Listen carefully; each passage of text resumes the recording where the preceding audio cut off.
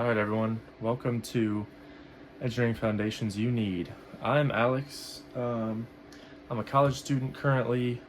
I enjoy playing basketball, weightlifting, golf, playing card games like euchre and poker. Um, and I've decided that when I'm not hitting the books, studying, or hanging out with friends at school, I'm going to uh, bridge the gap in educational resources for engineering students.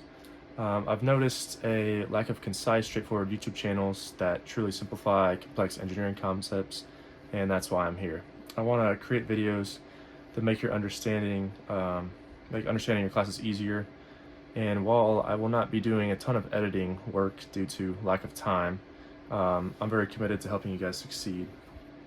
I'm going to keep everything very straightforward. I'm going to focus on the things I think you guys need to focus on, like the basics that'll help you pass the class. And yeah, so join me as we explore these principles of statics and beyond. Yeah, hope you guys enjoy the video.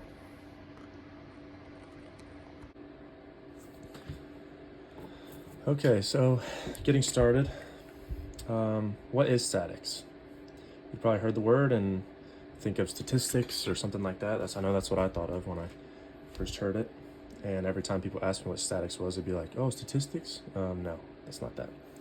So statics, in short, it is a branch of mechanics, and it studies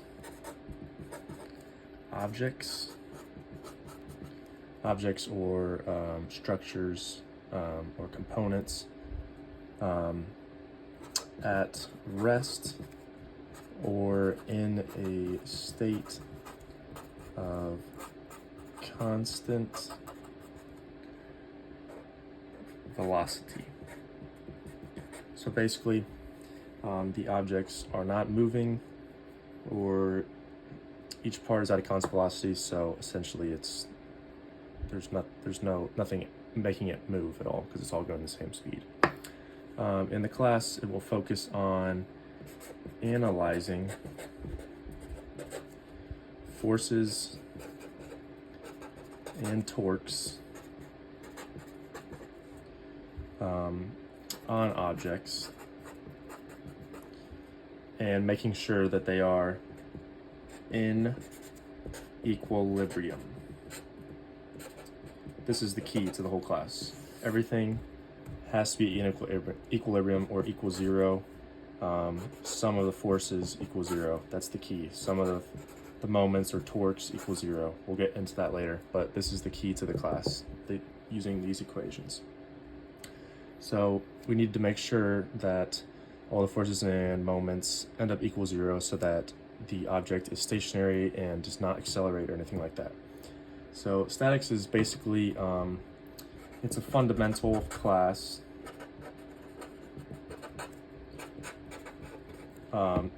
in engineering and physics. So it helps with design, analysis of structures, machines, making sure they can withstand these applied loads so that they do not collapse or deform, which is the key for structural engineering, mechanical engineering, all sorts of engineering, is making sure stuff does not break.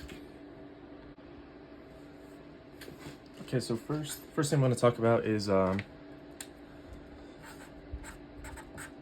scalars and vectors. These are very important to know the difference between for a class, and you're going to hear them a lot. So scalars are described by a magnitude or numerical value. Like an example would be like 10 kilograms or 5 seconds, I guess, is an example. And they do not have direction, so no direction. So you don't know which way, you don't know which direction something's going, or yeah, I guess just that.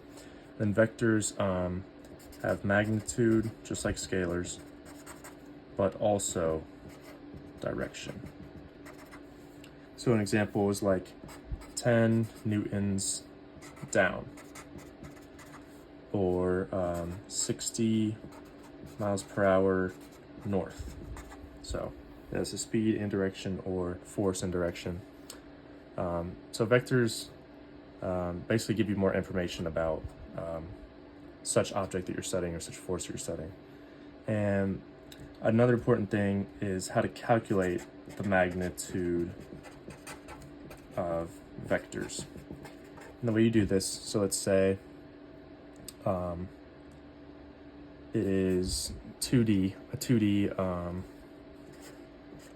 space, and you're given this, you're given a coordinate 3, 4. So to find the displacement vector, the distance of the vector, you simply just do the vector in the x squared plus the vector in the y squared. So this would be 3 squared plus 4 squared equals square root of 25, sorry, square root of this. So the distance is 5, or the displacement vector is 5. In 3D, it's the same thing. You would just add the z value, and so you do square root of vx squared plus vy squared plus vz squared is equal to square root of all of those. So in this case, it'd be square root of 50. So you can do the math for that. I'll do it 5 radical 2. I don't know the decimal, but you get the point. So yeah, that's gonna be an important concept. Okay, now I'm gonna go over some types of forces. You've probably heard a lot of these in physics. Forces, so you've got your gravity, you have friction, you have the normal force, you have the, I guess, applied or torque or pushing force, the force that the person or something else is applying. And so the forces in statics are always going to end up summing up to 0. So like I mentioned earlier, forces will apply, or forces equal 0, and torques, I guess I should draw it like the tau sign.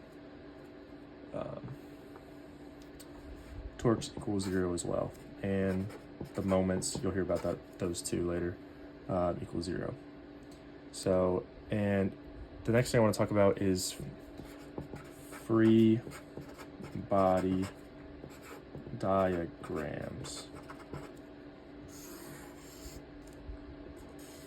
So you will see this a lot. You'll probably have to write them on your problem. It'll be mandatory. Also labeled as FBD sometimes. So this is basically to help you identify where the forces are acting on certain objects you're identifying. So for example, if you're just looking at a wooden box on a path, you obviously have your normal force here, or I guess, sorry, this would be mass times gravity, or your weight. Then you have, or also and then your normal force is pushing back on it. So this is mass times gravity. And then let's say you're pushing it this way, so you have your applied force, and then pushing back on it is the friction force of the ground. So on almost all these problems, you'll have to draw a free body diagram like this, especially at the start. I don't know about later in classes, but especially at the start, your teacher will want you to do these just to learn. And then, sorry, moving back over here. So let's say you're on a ramp, and you have that same wooden box. You still have the friction. I'm gonna call that force of friction. You probably see it like that. Then you have your normal force, which is at the angle of the ramp. So always remember that, it's at that angle. Then you still have your mass times gravity, always acting perpendicular or vertical. And then you have your applied force, or just the sliding force, because it's sliding down that hill from gravity. So yeah, that's very important. Yeah, I think I'm going to call this the first video for today. If you have any questions, please let me know in the comments. If you found this video helpful, please like and subscribe and click on notification bell.